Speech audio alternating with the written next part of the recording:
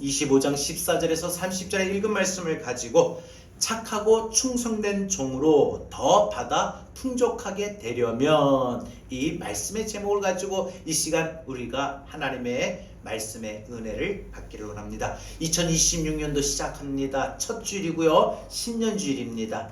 2026년도 우리가 송구영신 예배 때도 말씀을 드렸지만은 우리가 올 한 해 가져야 될 표어가 있어요. 그게 뭐냐? 바로 그것은 우리가 착하고 충성된 종으로 더 받아 풍족하게 되는 한 해입니다.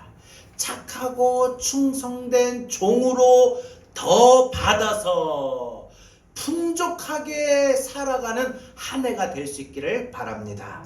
여러분, 오늘 본문의 말씀은요, 우리가 잘 아는 달란트 비유의 말씀입니다. 예수님께서는 이 달란트의 비유를 말씀하시는 목적이 있었어요. 그것은 사람들에게 천국의 본질을 알게 하시고 그 천국을 향하는 많은 믿음의 순례자들에게 이 땅에서 믿음의 삶을 어떻게 살아야 되는지 방향을 가르쳐 주기 위한 목적이었다라는 것이지요. 여러분, 예수님께서 말씀하셨던 이 달란트라고 하는 것을 볼 때, 이 달란트는요, 이 그 무게 중량 단위가 36kg입니다. 그러면요, 이 좀 무겁다라는 것을 우리는 기억할 겁니다. 그리고 화폐 가치로 보면은 이 당시 6,000데나리온, 뭐 지금으로 환산하게 되면은요, 그러니까 우리 20년 동안의 임금입니다. 20년 동안. 그러면 돈이 얼마나 많겠어요? 연봉, 우리가 예를 들어서 연봉이 5천이다, 1억이다 하면 그거를 20년으로 우리가 늘 수 있는 계산의 수치입니다. 달란트의 주인은 당연히 위대한 하나님이시고요. 그리고 사람들은 그 달란트를 맡았던 종들입니다. 그리고 달란트는 우리가 해야 할 일들입니다.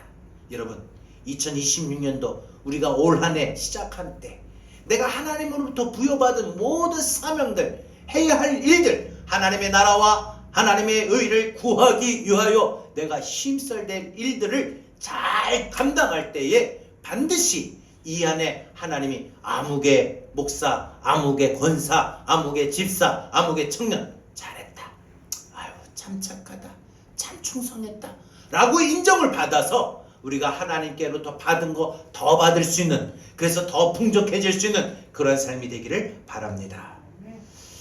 천국은 어떤 사람이 이제 멀리 다른 나라로 타국으로 갈 때 자신의 종들을 부릅니다. 그리고 자신의 소유를 맡겨요. 주인은 종들의 그 각자의 재능과 능력에 따라서 한 사람에게는 금 5달란트, 또 한 사람에게는 금 2달란트, 또 한 사람에게 금 1달란트를 맡겼습니다. 그리고 오랜 기간 동안 이 주인은 타국에서 지내고 이제 이 주인이 돌아와서 그 종들에게 맡겼던 그 모든 것을 이제 결산하게 됩니다. 그런데 이 5달란트와 2달란트 받았던 이 종들은 주인 앞에 딱 결산하는 날 5달란트를 받았는데 10달란트를 남겨드렸어요. 2달란트, 4달란트를 남겨드렸어요. 그러니까 그 주인이 딱 보고 아유 그랬구나, 아유 잘했구나, 잘해야되다, 착하고 충성된 종아 라고 했습니다. 그런데 1달란트 받은 사람은 고스란히 그 1달란트를 그대로 그냥 받은 그대로 이윤에 남김도 없이 갖다 드리는 거예요. 그러니까 주인이 보고 이 약하고 이 게으른 종아 라고 책망합니다. 그러니까 2달란트는 2달란트를 더 남기고 5달란트는 5달란트를 더 남겼던 이 착하고 충성된 종에게는 무릇 있는 자는 더 풍족하게 되고 1달란트 받은 자에게는 악하고 게으른 종아였던 그 책망을 받았던 자는, 없는 자는 그 있는 것까지 빼앗기리라. 여러분, 우리가 살아가는 동안에요, 우리의 가지고 있는 상황이 여러분 넉넉하면 괜찮아요. 그런데 얼마 안 돼요. 부족해요. 재정도 부족해요.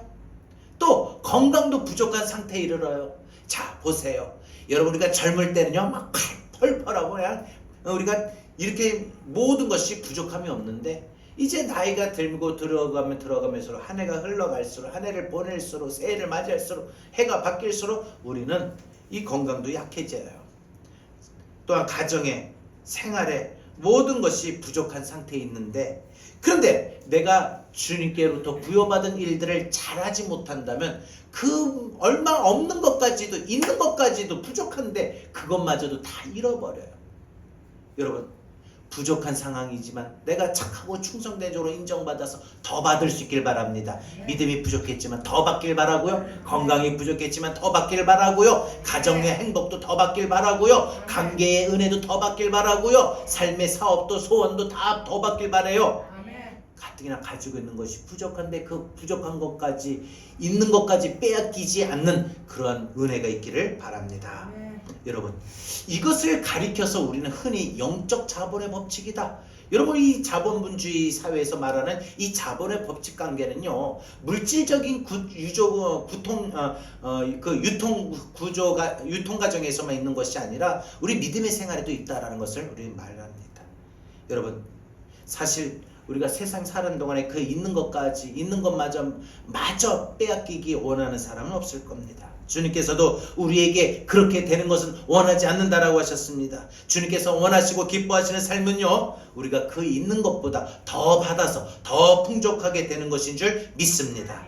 그러면 2026년도 올 한 해에 우리에게 주신 이 말씀의 표처럼 착하고 충성된 종으로 더 받아 풍족하게 되는 한 해라는 이 말씀을 가지고 우리가 이 시간 두 가지의 말씀을 은혜를 붙잡기를 원합니다. 첫 번째, 우리가 착하고 충성된 종으로 더 받아서 풍족하게 되려면 첫 번째 어떻게 되느냐? 이 한 해 관계를 신실하게 유지해야 됩니다.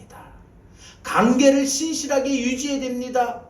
여러분, 달란트의 비유는 주인과 종들의 관계에 근거한 비유입니다. 주인 편에서 보면은 절대적인 주권과 권위의 관계고요. 종들의 편에서 볼 때는 그 관계는 절대적인 복종과 순종의 관계입니다.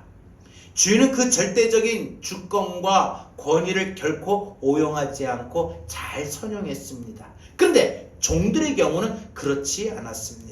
복음과 순종의 관계를 신실하게 물론 유지했던 2달란트 받은 종, 5달란트 받은 종도 있었지만 그렇지 못했던 1달란트 받은 종도 있던 것을 우리는 압니다. 5달란트 받은 종은 바로 가서 그것으로 장사하여 또 다른 5달란트를 이윤을 남겼고요. 2달란트 받은 종도 역시 가서 또 2달란트의 이윤을 남겼습니다. 하지만 1달란트를 받은 자는 그 1달란트를 이윤을 남기지 못하고 고스란히 그 1달란트를 밖에 가지고 있지 못한 채 주인에게 가져나왔던 것입니다. 땅을 파고 거기서 주인의 것이 잃어버리면 어떡하지? 하면서 그 땅을 파가지고 주인의 것을 거기다 고스란히 묻어두었다가 주인이 오는 날 그것을 캐서 가지고 나옵니다. 달란트는 비록 동일한 양으로, 어떤 사람은 2달란트, 어떤 사람은 5달란트, 어떤 사람은 1달란트, 이 각자의 동일한 양으로 맡겨지지 않았지만 주인은 모든 종들에게 각각의 재능에 따라서 달란트를 맡겨주신 것입니다. 주인이 종들에게 다 달란트를 다르게 준 것은 그 사람의 재능이, 그 사람의 능력에 따릅니다. 하나님이 2026년도 우리에게 삶을 허락해 주셨어요.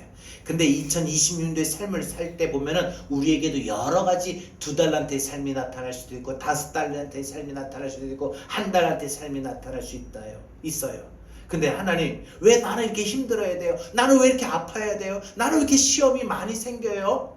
하나님 앞에 원망하고 불평하지 마시고 우리에게 충분히 감당할 몫이로구나.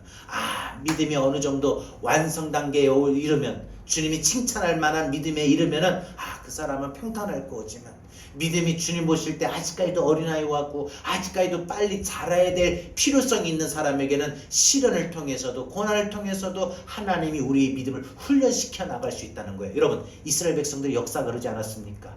이스라엘 백성들이 출애굽할 때 그 모든 세월의 기간이 40년. 근데 사실 40년이 아니에요. 그냥 며칠이면 들어갈 수 있는 그 여정이었는데 왜 뺑뺑이 돌리고서 40년 했어요. 광야에서 그들을 믿음을 부족했던 걸 아시고. 왜?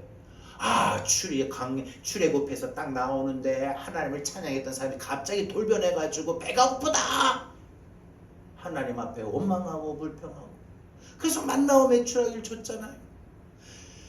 또 이번에 덥다고 또 불평하고, 또 이번에는 앞에는 바다가 있고 뒤에는 애굽의 군대가 쫓아왔는데 우리가 죽을 데가 없어서 여기까지 끌고 와서 이 광야에서 죽게 하느냐라고 원망하고 불평했다.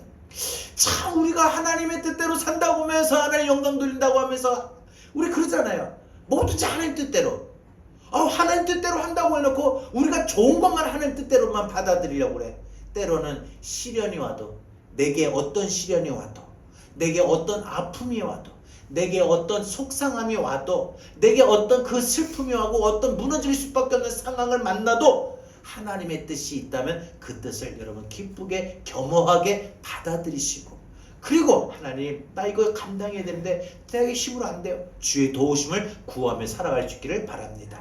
근데 우리 꼭 좋은 것만 하나님 뜻이고 나쁜 건 하나님 뜻이 아니고 하나님 앞에 이스라엘 백성들처럼 따져요. 원망해요. 불평해요. 왜 하필이면 납니까? 왜 내가 이런 고난을 받아야 되고, 내가 왜 이런 시련을 나에게 받아야 됩니까? 내가 왜 이런 것 때문에 고생해야 됩니까? 마음 아파하고 속상해야 됩니까? 하나님 이렇게 합니다.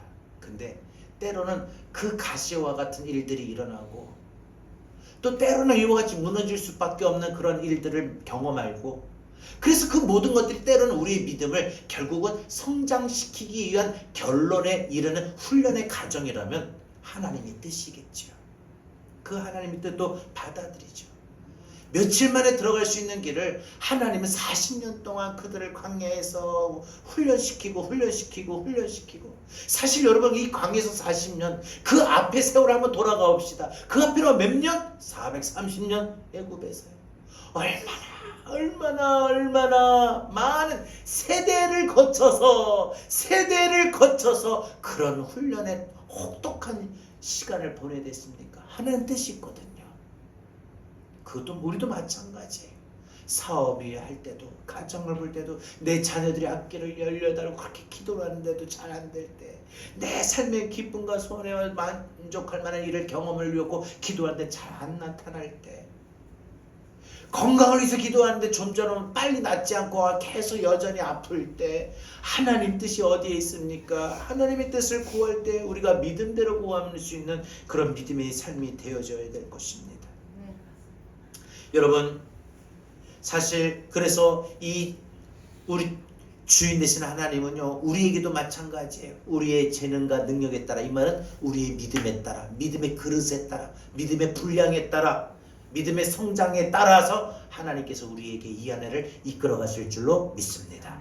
부족하면 그 부족한 믿음을 좀 채우기 위해서 때로 훈련도 시키실 것이고, 또 여러분, 사람이 감당할 만한 시험을 주시지 감당치 못할 시험은 주시지도 않는다고 하셨던 말씀은 믿음의 적절한 수준에 따라서 주시는 거예요. 시험거리도 사실은 은혜도 마찬가지고 시험도 마찬가지. 근데 여러분 보세요. 은혜는 많이 받고 풍성히 받기를 원하고 시험은 조금 받기를 원하는 거, 이거 아닙니다. 똑같아요.